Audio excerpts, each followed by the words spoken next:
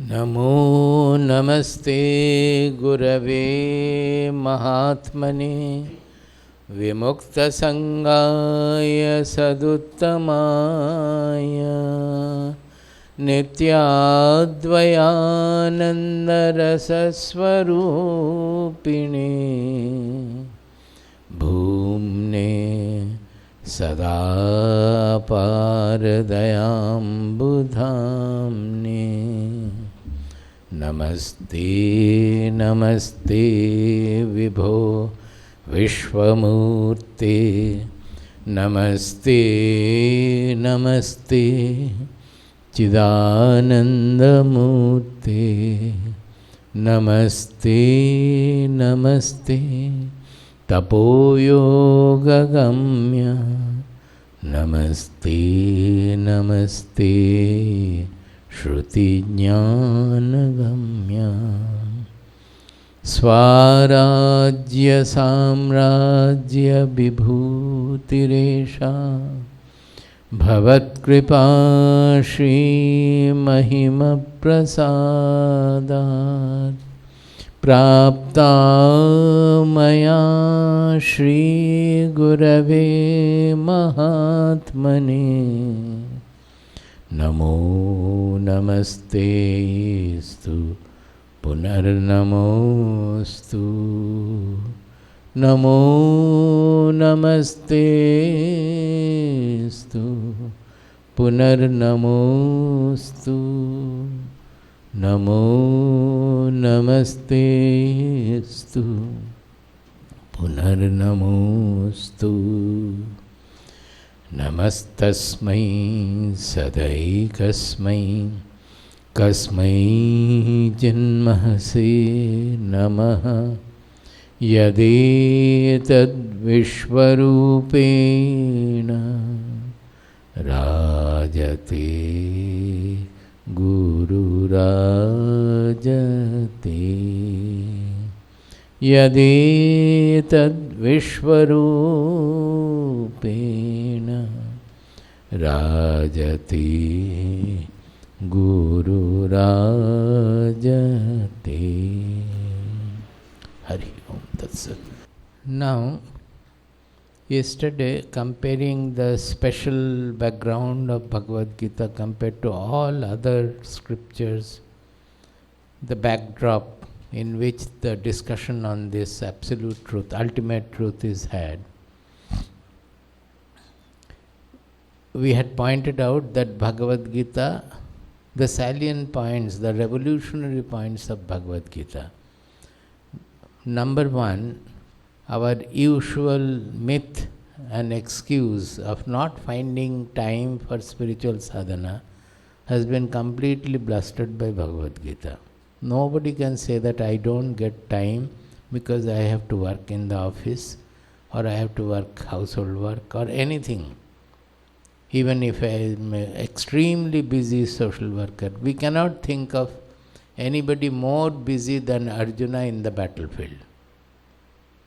Can we think of a more involving activity, whatever we may do, than Arjuna fighting the war in his own hands? It is not the drone war like now. You send the drones and drones are fighting. It was not like that. He had to fight, he had to kill his own grandfather in his own hand. So, if that can become the sadhana, then what about of our small engagements, our involvements? Bhagavad Gita's prescription is convert every moment into sadhana. You don't have to look for a special time for sadhana. You can do that, but it's not the only sadhana one can do. The major sadhana, the absolutely foolproof sadhana, is to be done through interactions. That is one point. The second point is generally those who are given to the sadhana of spiritual realization or so, they consider interactions to be hindrance. If any work to be done, they run away from there, considering that to be hindrance to their meditation, hindrance to their sadhana. So Bhagavad Gita very clearly states that all interactions are to be regarded as instruments, tools, leading us to the same liberation, the same knowledge which the Upanishadic sadhana promises. The goal of the Upanishads and goal of Bhagavad Gita is the same. In goal of the Upanishads, it is meant for very few people who can really focus one-pointedly on the truth. That is Shravana, Manana, Nididhyasana, as I discussed yesterday. But that is, most of us are not fit to do that.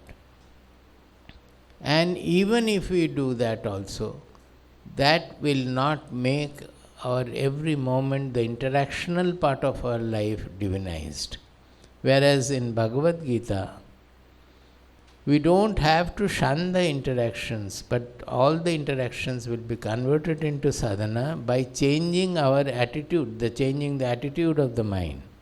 Normally, we are doing everything looking for personal happiness. So it is done with the interest of a selfish gain. That attitude has to be changed into whatever to be done for the welfare of the society. That is the Loka Sangraha. All these things we have discussed yesterday. Now, the extremely important another point is that there are two kinds of sadhana. One is non-interactional sadhana, which means meditative, contemplative, reading the Shastras, contemplating on the truth of the Shastras. They are all non-interactive. That is, we are not active during that. Another part of the sadhana is interactional sadhana, which the Buddhi Yoga or the Bhagavad Gita presents. Now, in the meditational sadhana, what is our goal? Anybody doing Vedantic sadhana, doing Vedantic meditation, the goal is to realize the self. What is that self? It is our own identity. Generally, we are confusing the identity with the body-mind complex. It has to be segregated from that, and the revealer of the entire world, which consists of the my body-mind complex also. Mark my words, it's very important. The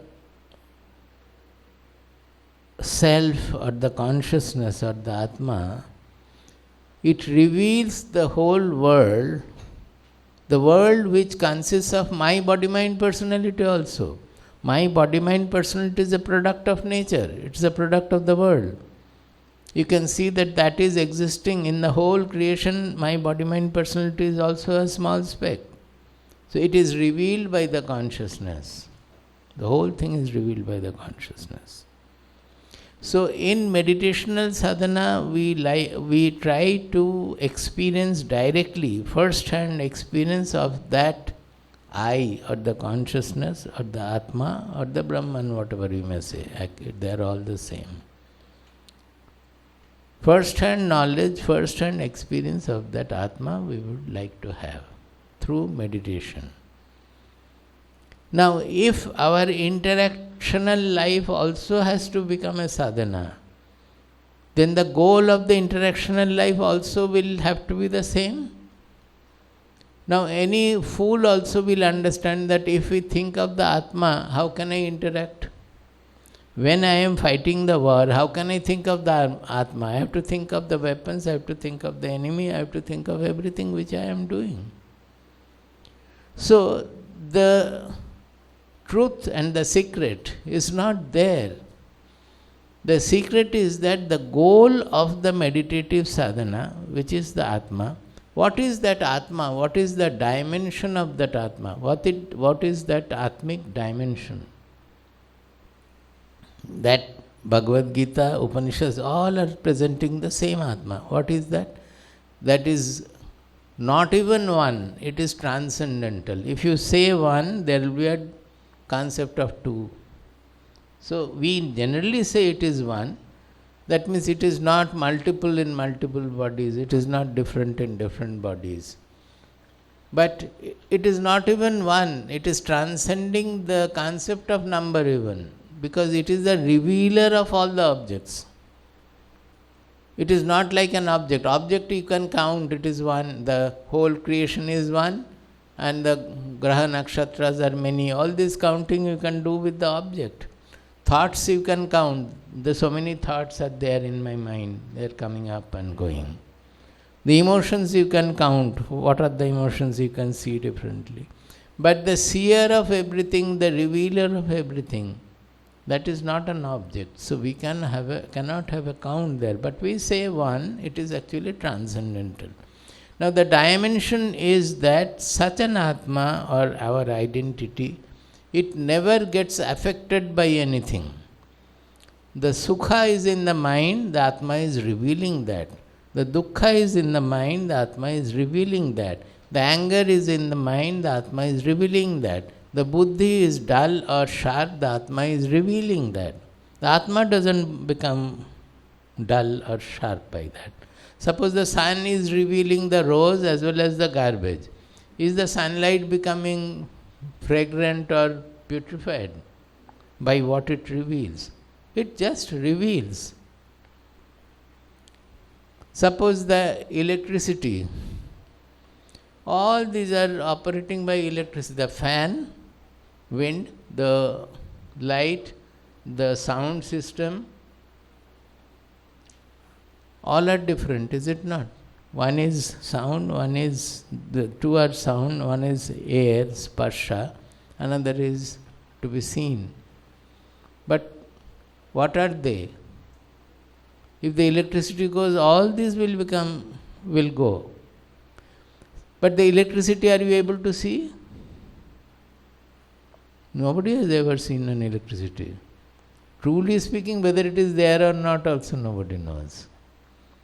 The effect is only known. The same electricity is manifest as multiple perceptions, multiple experiences. Similarly, suppose in the film, you are seeing a great war is going on or some scene is going on. So many things are happening. You have got completely involved in it. You are responding with your emotion also. Some people are being killed or this is happening, that is happening. Suddenly the power goes. What happened to the whole world of the film world, whatever we were seeing and enjoying? So they are all the manifestation of the light coming from the projector. Or you can say it is all appearing on the screen, which does not have anything. On the white screen they were appearing. When the main light goes, everything goes. So all the changefulness, they are revealing. It is revealed by somebody or manifest by something.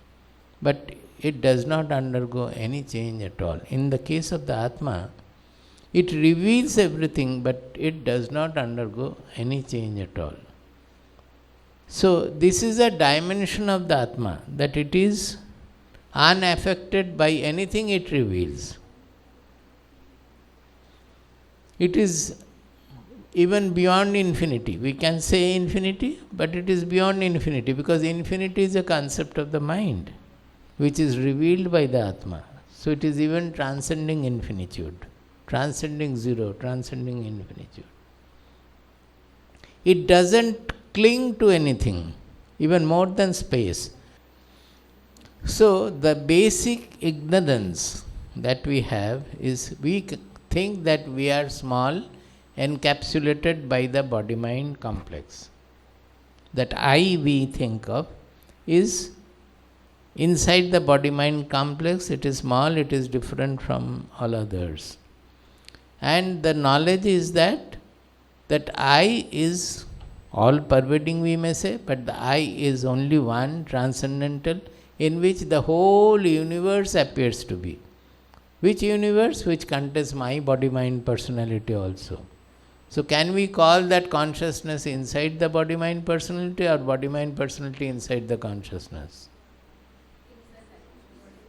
The body-mind personality is appearing. Now the whole realization or discovery of this truth depends on, we are not able to really conceptualize or experience this inversion process. What is the inversion process? Whenever we are trying to think of that whole world is appearing in the consciousness, it is okay.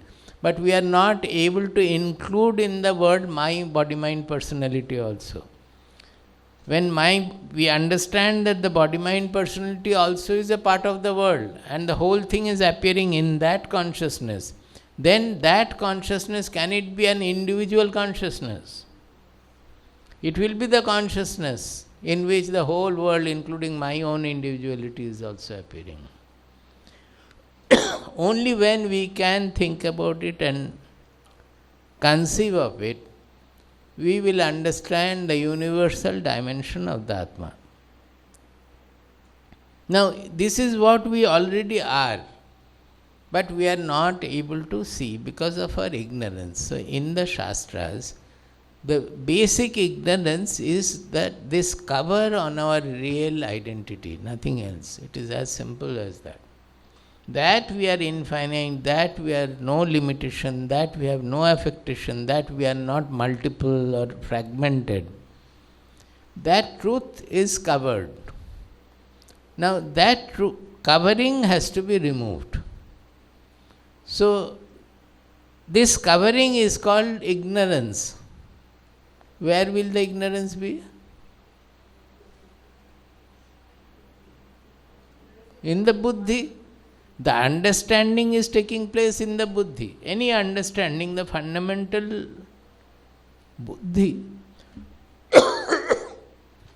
is where all understanding is taking place. So what we do in the whole spiritual sadhana is, by knowledge, where will the knowledge be? In the Buddhi. Bringing in knowledge, we are removing the ignorance. In the Buddhi, ignorance is seated, and we are, by all the spiritual sadhana we are doing, we are inculcating the knowledge which will remove the ignorance. When the knowledge removes the ignorance, then whatever we are, we come to know. We already are, but we are not knowing because of the ignorance. That ignorance has to be removed by the knowledge, then we will know what we are. It is just like, suppose there is cloud, the sun is there. You remove the cloud, the wind comes and removes the cloud, the sun becomes visible. Have you created the sun? No. Has the sun come from somewhere and you have put it there? Nothing like that. Sun was already there, as brilliant as it is. Only my vision was covered by the cloud. In other places it might not have been covered by cloud. Here it was covered by cloud. When the cloud goes, I see it. So Atma, if anybody feels that Atma has to be brought in or created, or Atma something appearing, I have to see, it is not so. We are already that. Only we are not able to know it because of the ignorance in our buddhi. So that has to be removed by the knowledge, by jnana. Jnana has to remove the ajnana. Then whatever is the truth, it becomes discovered, becomes visible to us.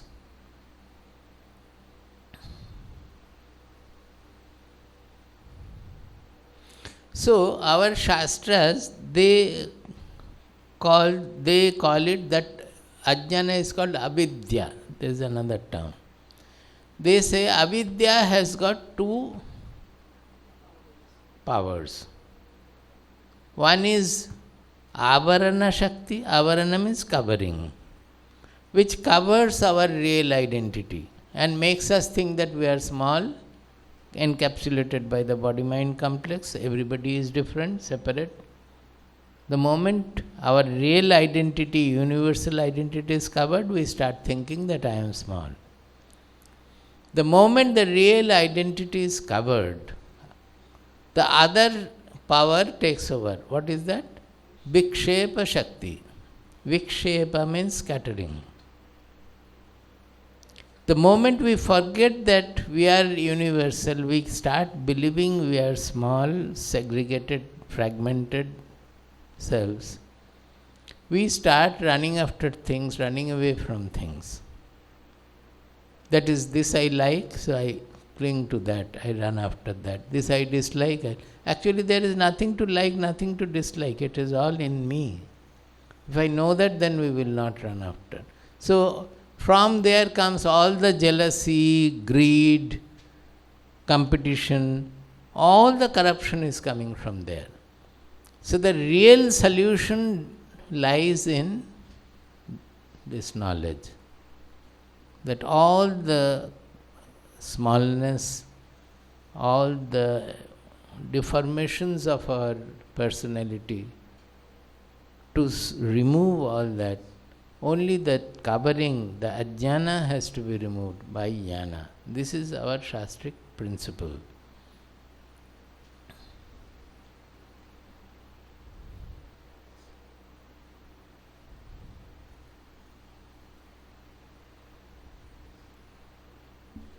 Now, for that, what we do in meditation, in the non-interactional sadhana, we look within, as we discussed in the morning or yesterday, I don't remember. We look within and try to find out who am I. In that process, we find that the body, which I think that I am, actually I am the knower of the body, I am the seer of the body, I am not the body. The mind, I am knower of the mind. All the thoughts are coming. I am knowing this is this thought, that thought. Now the thoughts are there. Now thoughts are not there. So I am knower of the mind. Similarly, intelligence, the intelligence is constantly changing. It was dull, it has become sharp, or it has become dull now. All these changes I am seeing. So this I is the revealer of all these changes. Then what is that I which is unchanging? That is the contemplational or non-interactional sadhana, the meditational sadhana we do to discover that I.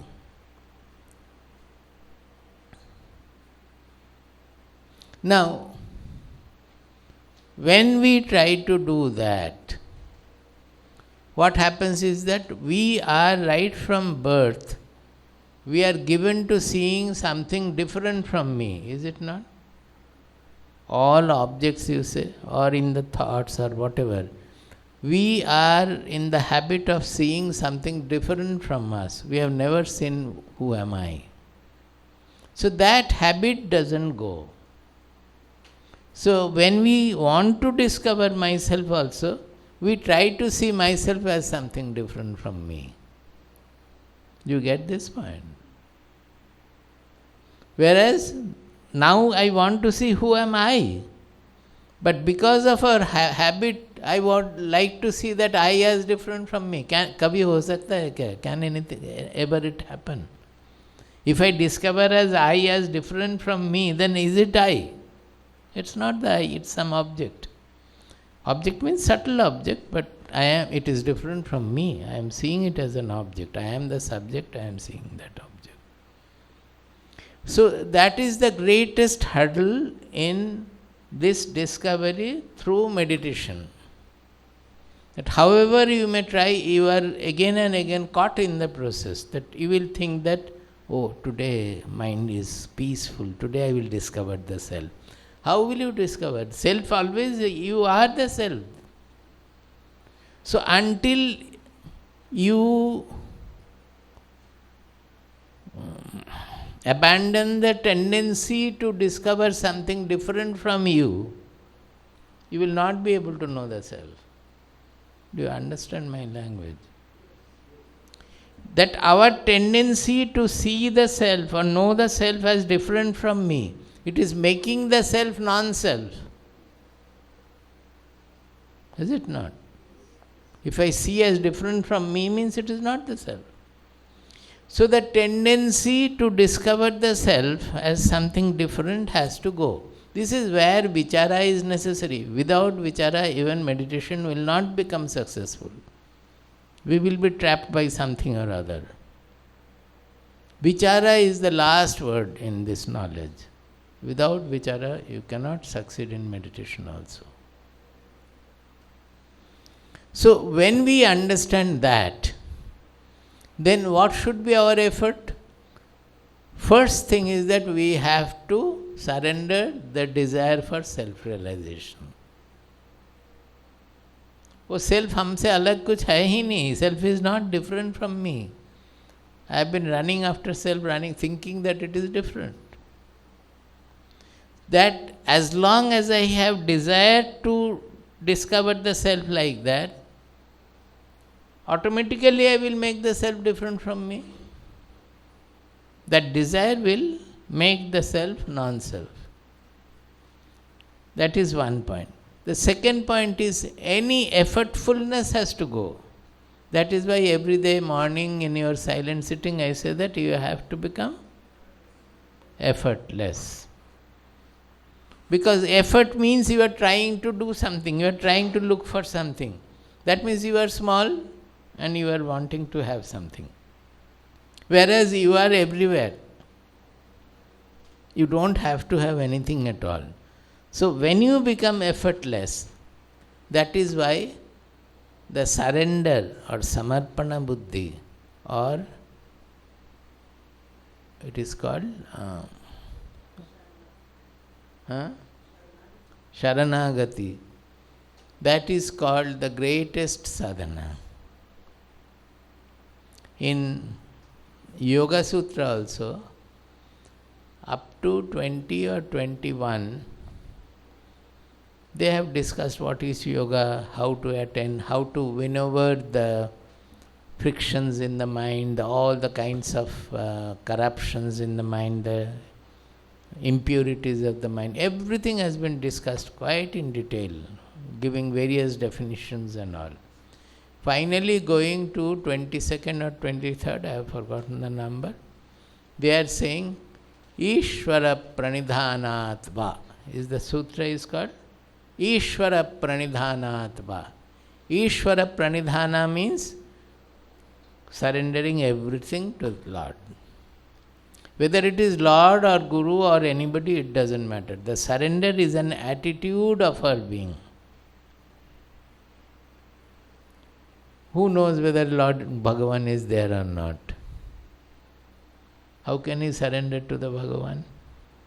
The surrender is finally, it is our own surrender attitude which has to come.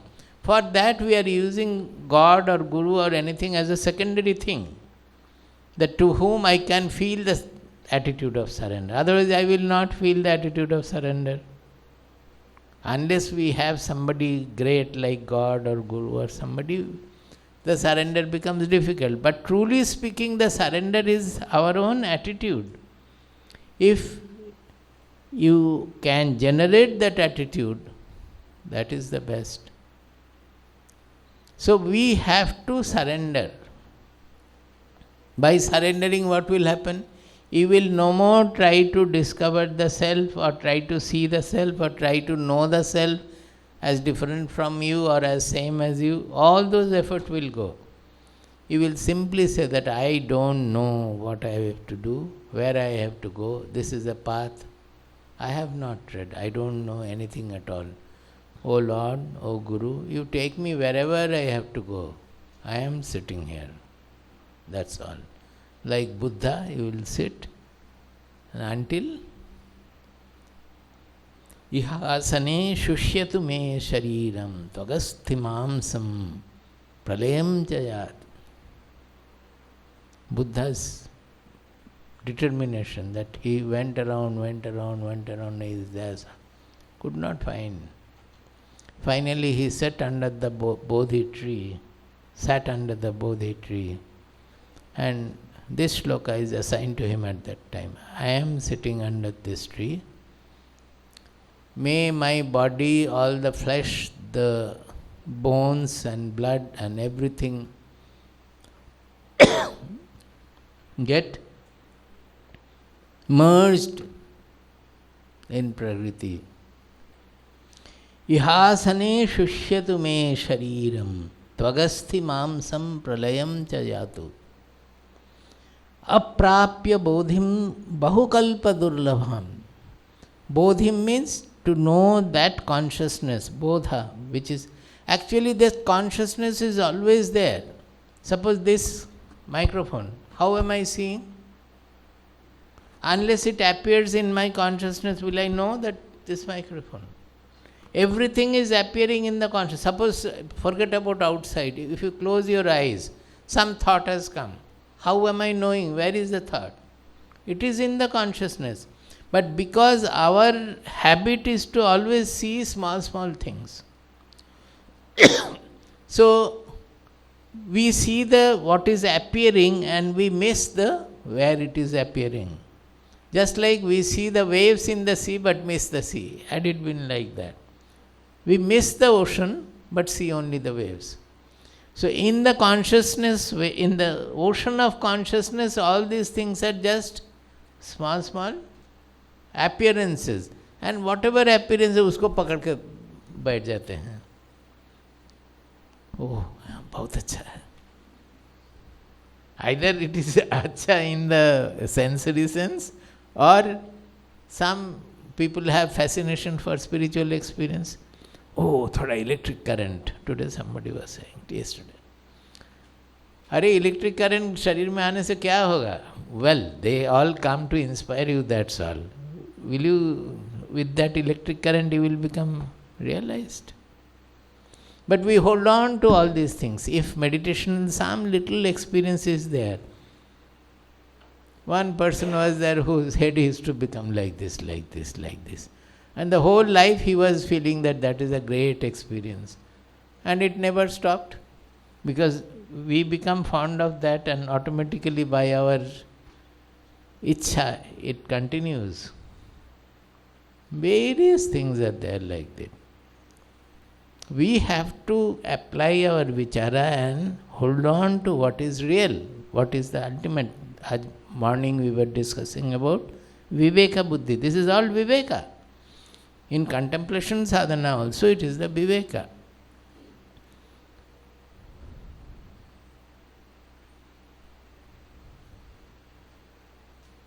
So, it is always there, but because we are used to see small, small things, and why do we always want to see small things? Because we want to cling to what we like and we want to intolerant about what we dislike. Either we will see an enemy whom I dislike, or we will see a person we love. Because uske prati hamara, that is why they say you have to become desireless, desireless, desireless. So that this seeing the small, tendency to see the small things go. That is the reason. Otherwise there is no harm. Now, that means it is always there, we are missing it because of our own tendencies. In Kena Upanishad it says, Pratibodha viditam matam amritatvam hi vindate. When we know this truth in every perception, then we become immortal. How do we become immortal? Your body will become immortal.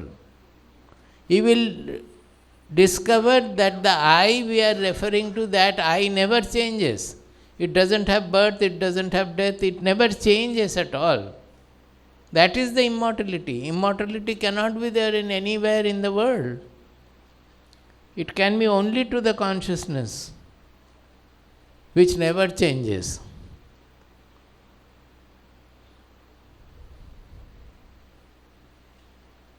So when we discovered this in every perception, how? Without that there cannot be any perception at all. Can we have any perception without the consciousness being there? Even in sleep, dream, first of all you, that I has to be there to know something else. Suppose you in dream you are saying I have died. To know that death also I has to be that I has to be there to know that. Without that there cannot be an experience. So, pratibodha viditam matam amritatvam hi vindate. When we discover this in every perception, then we discover that this is what I am. The perceptions are coming and going. All the other, the whole creation is appearing and disappearing, but I don't change. Now this is the, don't forget where I started. This is the meditational, non-interactional sadhana goal. We want to discover this unchanging, unaffected, universal identity of our own self. So if you want to make our interactions also sadhana, then what do we have to do? Can you think of it and do like that? You cannot. But what can you do? You can incorporate these dimensions in your interactional life. Suppose when you are becoming selfish, acting in a selfish manner, what is happening? Are you not becoming small? Are you not becoming different from all others? That is not the property of the self. So the Buddhi will tell you that no, this is not what you are in reality.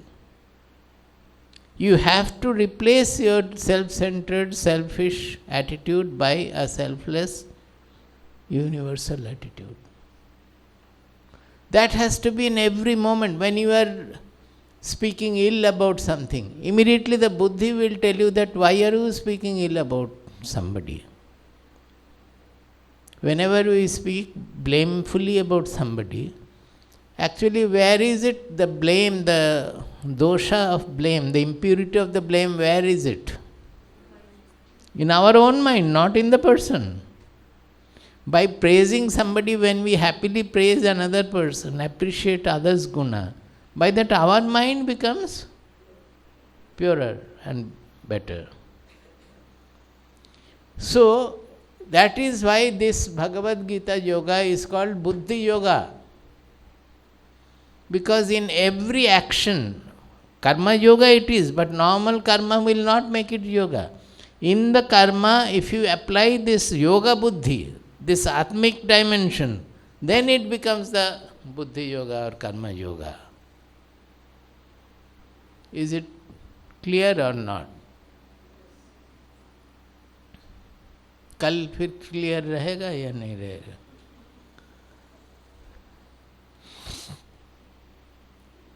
So, the two sadhana, the interactional sadhana, the gist of the interactional sadhana becomes whatever is the goal of contemplative or non-interactional meditative sadhana, that goal we are establishing in the interactions also. How? by incorporating the soul dimensions in our interactional life. Non-selfish dimensions, universal dimensions, unaffectedness dimension, all that we are studying about Atma. By constantly reading the Shastras, what happens? We are interacting with those dimensions of the Atma. Our mind is interacting with those dimensions of the Atma. So more and more we are interacting with those dimensions, the mind is also acquiring those dimensions. Whatever you interact with, those things will come to you, is it not? If you stay with an angry person, you will find that you have become angry after some time. If you stay with a peaceful person, suddenly you will find that peace dawns in you. In Yoga Vasishtha it is written, how will you find out who is the proper Guru, Sadguru or so? Yoga Vasishtha, Ramayana, that Vasishtha is Upadesha to Rama. They are writing that you go to the person and sit in front. Without asking anything also, you will find a vast peace dawning in your mind. You go to the person, the Guru or some saint, you have gone to him, you are sitting in front. Without asking any question, you will find peace coming down in your mind. Not only that, you will find the questions, a bunch of questions with which you have come, they have got dissolved. That is the Lakshana that. How it is happening? Because it is his mind, you are in the presence of that mind, so your mind is responding to that with that. Just like a ball is standing here, another ball you coming, it hits this ball. Then this also starts moving by taking energy from here. Exactly like that. Whatever you are reading, suppose you are reading very noble book, nobility will dawn in you by reading that. Suppose you are reading books which are in which there is lot of pathos about and compassionate thoughts are there. If you read such books, your mind will become compassionate, is it not? So whatever we interact with, our mind will have those qualities. So what we do in spirituality, we interact with the concept of the Atma. So all the dimensions, Atmic dimensions, they become ours. Our mind grows with those dimensions. That is the gist of spirituality. Now, in interactional sadhana, so we have to incorporate in our behavior those Atmic dimensions. That is what is called Buddhi Yoga. It's a straightforward definition of Buddhi Yoga. Now we will see how Bhagavad Gita has presented it. After presenting the Sankhya Yoga, he says, Sankhya Yoga, it has come from Sankhya, which means Samyak Khyayate iti Sankhya. That means which is everywhere present. The soul, the Atma, they are presented. You cannot miss it. All other things can be missed. Suppose here there is earth, other places earth is not there. You are here, you are not there. Everything, some atmosphere is here. If you go to the beyond the atmosphere, it is not there. Everything will be sometimes present, sometimes missing. But this consciousness, you cannot be missing anywhere. First of all, it is not an object that you will find out here consciousness is there and here it is not there. The reason that it cannot be missed is that whatever we come to know, it has to appear in the consciousness, then only we will come to know. So the consciousness has to be there everywhere. That is why it is called Sankhya. So the Tattva, the truth about the Sankhya or the concept of the Sankhya is called Sankhya. So he says, Esha te bhivita Sankhye buddhir yoget vimam shunu. And this is what is presented in the Sankhya, because he has already talked about the Atma. That Atma cannot be burnt by fire, it can be cut by the weapons, it doesn't have birth, it doesn't have death, it never changes. All this what I am talking about, the Atmic dimension he has already presented. That is what he is referring to as Sankhya. Now, saying that, you will find there at the end, Arjuna is saying, if this is so great, then why not I go take up sannyasa, live on bhiksha vritti and realize this truth through this knowledge? Why are you asking me to fight? Fight means in this ghora, in this tremendous, unimaginable involvement, war involvement. So he says, no, this war also is an activity which you have to convert as your sadhana. As we are saying that all interactions, you have to put the goal, the meditational goal or the Atmic dimensions. In fighting the war also you have to incorporate the Atmic dimension there. You cannot fight because you are interested in winning the war or you are interested in winning the kingdom.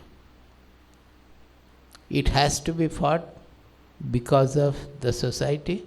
In the process you may die, you may live, you may win, you may not win also. You can only fight because it has to be fought. That much you can do. Beyond that you don't know. So the war also will be used as interactional sadhana. See how things become sadhana. If by puja our mind is not purified, our mind becomes small, then puja is not the sadhana. Actually, by doing worship or so, our mind should expand. But it doesn't happen. Generally, you will find they become more constricted. By going to the temple also, mind should expand. But it doesn't happen. So, it is not a sadhana in such cases. So, whatever expands the mind, makes the mind impersonal, impartial, makes the mind unaffected, makes the mind universal, is sadhana. So you look within and see by doing this, is my mind expanded? Is my mind becoming more embracing, loving everybody? Is my mind becoming more transparent? I feel light and powerful. Then that is the sadhana. We can always find out what is sadhana and what is not. So he says, now I will tell you about this yoga buddhi, that how by taking the help of the intelligence, or how anchoring the intelligence in yoga, we will make everything sadhana. That means your war involvement will become sadhana. You just skip and go to the diagram.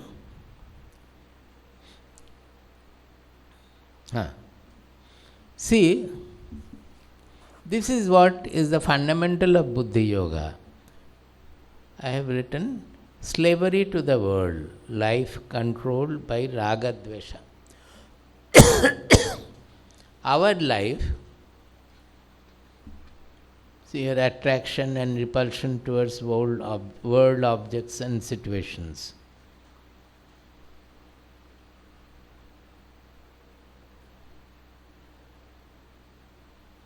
The world is troublesome not because something is bad and something is good. It is our raga dvesha towards things that makes our mind disturbed. Suppose I am clinging to what I like. That clinging will definitely make my mind disturbed because I may lose what I am clinging to, or I may not be able to have what I am clinging to. Are you able to understand what I am saying? Similarly, we want to avoid what we dislike. That also will cause disturbance because we will not be able to avoid what we dislike. We have to face. Even now, sometimes getting up in the morning, the thought will come that today I have to speak very strongly or harshly to somebody, scold somebody. This is one thing we dislike very much. So the mind will become depressed. Depressed, na? But that is also a dislike. If Arjuna had to kill his grandfather, will he not feel depressed by that? But he has to get over. And finally he had to kill. Like that, if our life may be different, but we have to interact with the world. Our ashram has to run. So there are various people we have to interact with. And some need some little,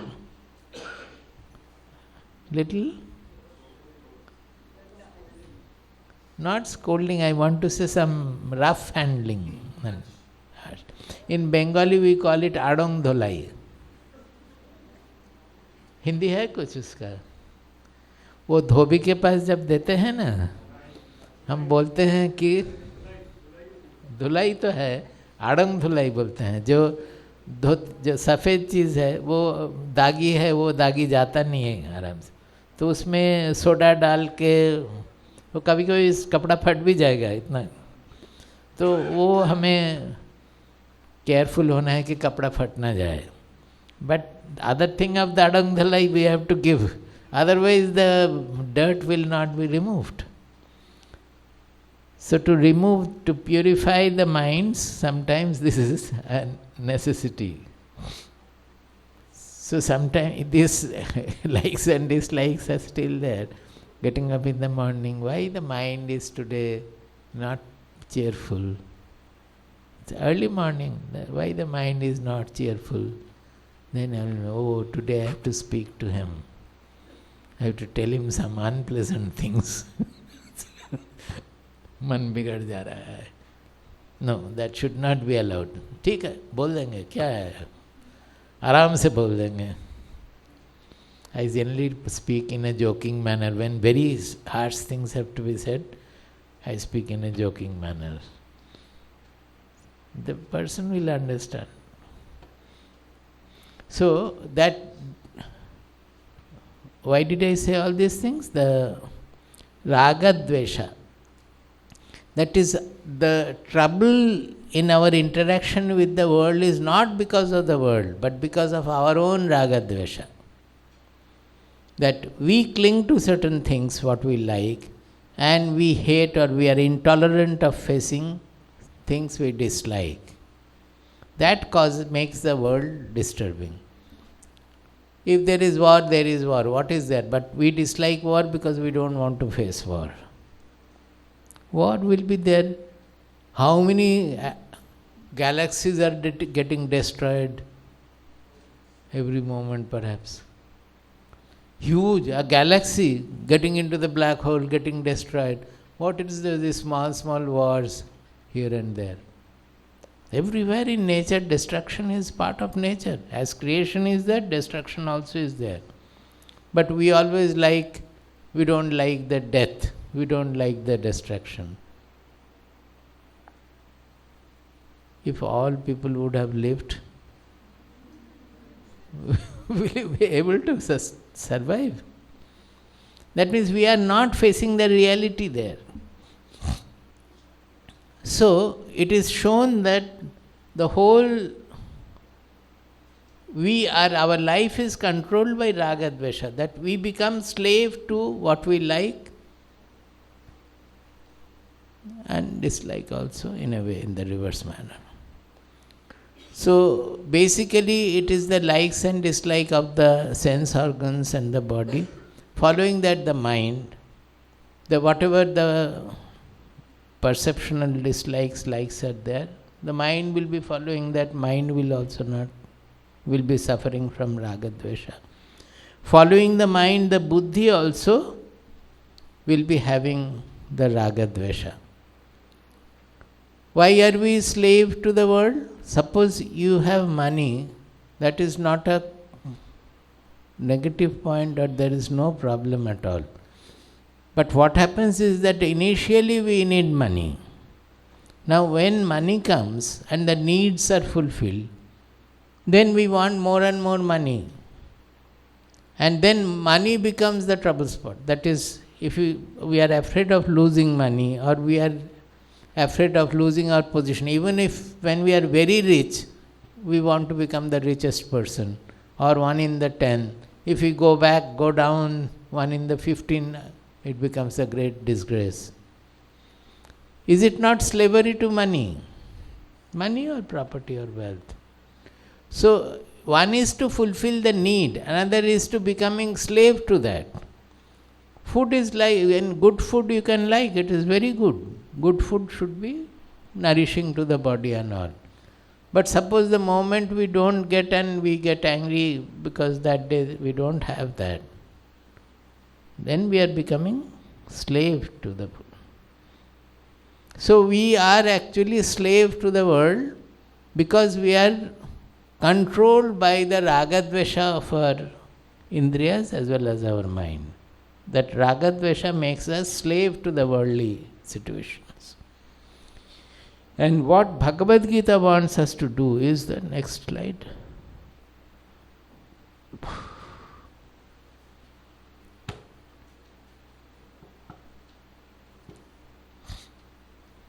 The whole sequence is inverted. Previously, the attraction and repulsion was towards the worldly objects. Following that, the mind also was pulled to that. Following that, the Buddhi was pulled to that, which was slave to the mind.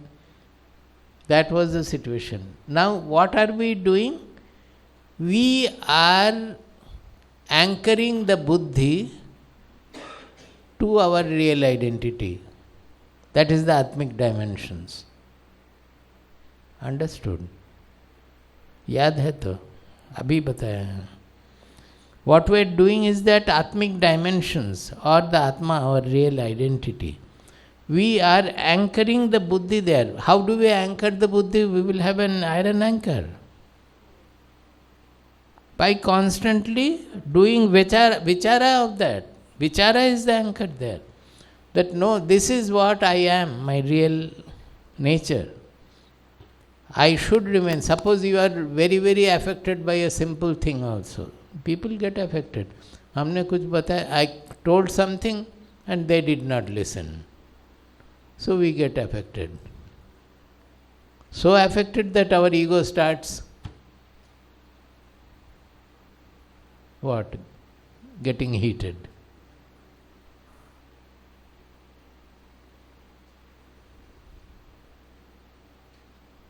So immediately the Buddhi will say that no, whatever you have to say, you have said, for whatever it is worth.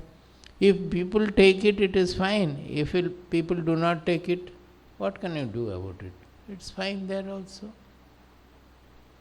अभी शुरू में होता था ना, I was telling that I have been telling, nobody is hearing.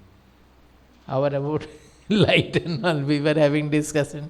So many people said so many things. We are expressing. That doesn't mean that people will take to it. We had in ashram, we had one person who was a managing director of a company. Extremely egoistic. So he used to say that I have been so egoistic in my life that in the director board meeting, if I suggest something and it is not accepted by the other directors, I used to walk away. He won't be able to even stand that the directors are not accepting his view. So much of ego. What is there? I have suggested for the benefit of the company. I feel benefit. Others have difference of opinion. Finally, whatever will win, it will be taken to. I have said for whatever it is worth. How does it matter if it is not taken?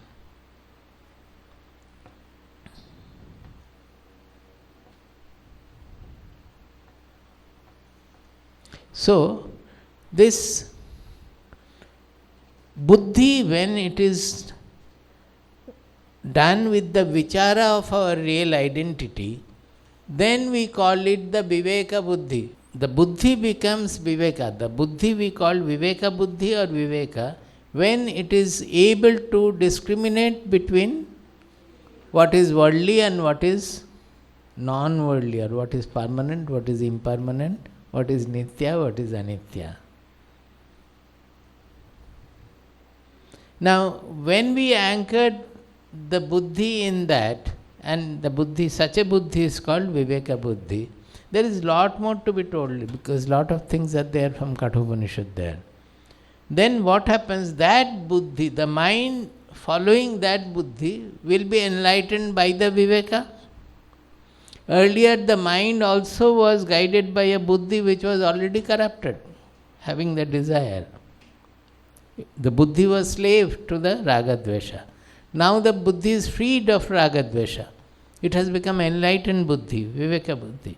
That will guide the mind. So the mind will become enlightened. And such a mind will be giving permission or no permission to the Indriyas. So the whole life will be guided by the Viveka Buddhi, which is anchored in our real identity. So all the interactions will become sadhana by that. This is what the interactional sadhana is.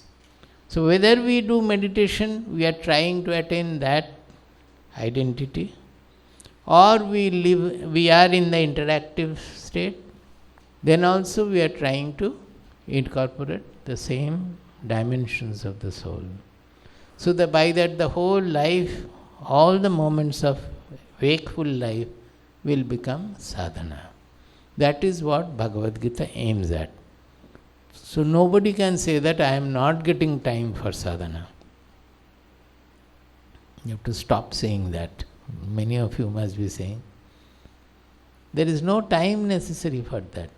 Whatever we are doing, change the attitude, is what is Bhagavad Gita's prescription.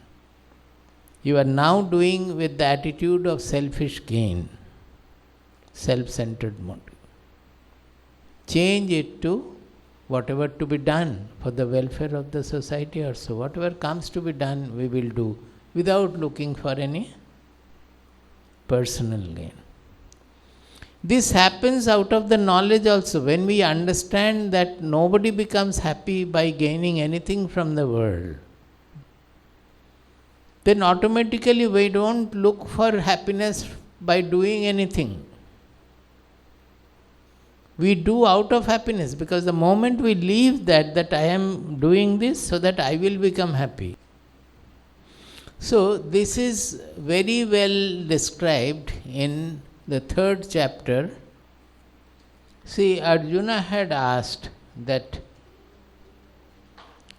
why we entered into sinful activity, as if by force we are led to do all these things. What is the reason? Then Krishna replied that kama esha krodha esha rajoguna samudbhava. It is the kama and krodha. Krodha is an offshoot of kama. When we are not able to fulfill our desire, we don't know what to do, then we become angry. So thereafter they have not considered the krodha at all, only kama they have addressed. So what is that kama? He says it is just covering up our knowledge. That is what we have just now read, that avarana shakti and vikshepa shakti. That's the kama will not, the desire means there is a difference between what we are and what we are desiring. So it will not allow us to see the unfragmented truth. Saying that, he says that this kama is seated in, you see the shloka number 40, 3rd chapter, 40th shloka.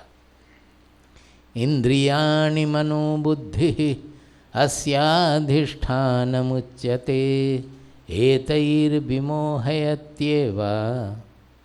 vimohayatyesha jnanamavritya dehinam tasmat tvamindriyanyadav niyamya bharatarshava papmanam prajahihyenam jnana vijnananashanam. He says that this kama is seated in the 5 sense organs, mind, mano, buddhi, and also in the buddhi. As we just now discussed, that up to the buddhi, all is corrupted by our desires. And that is not allowing us to have the real vision or wisdom. Now, how to get rid of this? Because suppose the indriyas,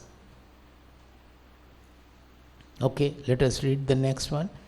Indriyani paranyahuhu indriyebhyah param manaha manasastu parabuddhi yo buddhe paratastu saha. He says the indriyas are very powerful. The sense organs are very powerful. So it is difficult to win over them. But he says we must know that the sense organs cannot do anything without the support of the mind. Even to raise the hand also, we have to think that I will raise the hand, and then we will be able to. For anything that the sense organs do, generally it has a support of the mind. So the mind is more powerful than the sense organs. Manasastu para buddhi.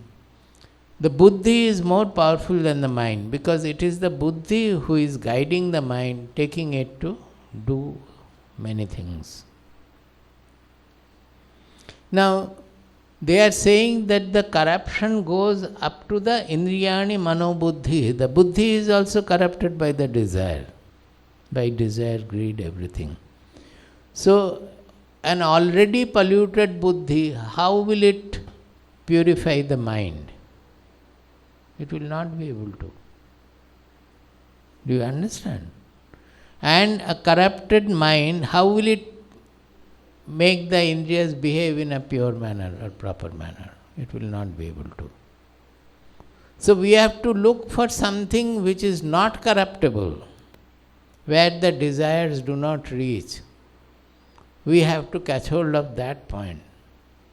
So that he is indicating here, yo buddhe paratastu saha.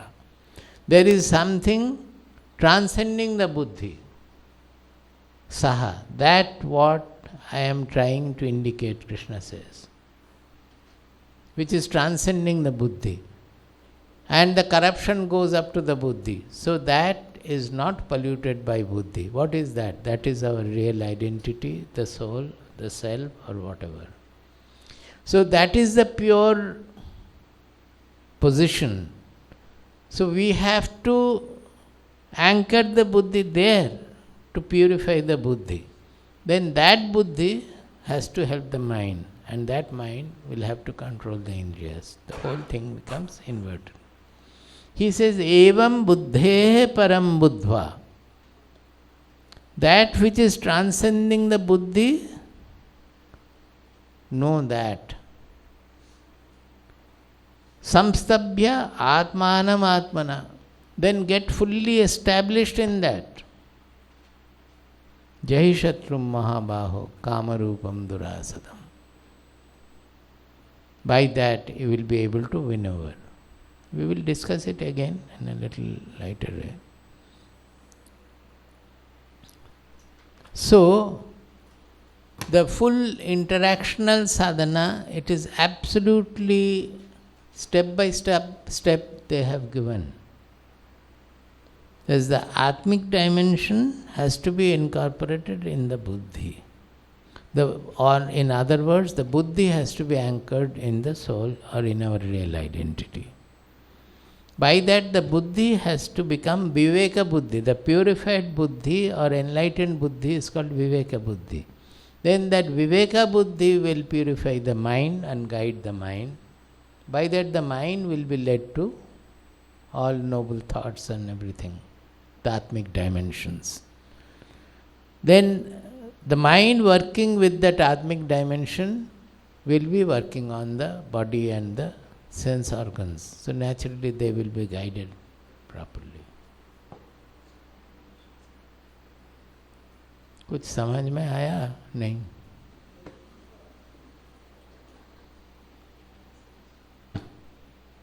आया? Okay. प्रबुद्धं विमुक्तं विकारादिहीनं प्रसन्नं सदा नित्यबोधस्वरूपं परं निश्चलं निर्गुणं सर्वरूपं भजेऽहं सदानुस्मरामि प्रणौमि. प्रबुद्धं विमुक्तं विकारादिहीनं प्रसन्नं सदा नित्यबोधस्वरूपं परं निश्चलं निर्गुणं सर्वरूपं भजेऽहं सदानुस्मरामि प्रणौमि.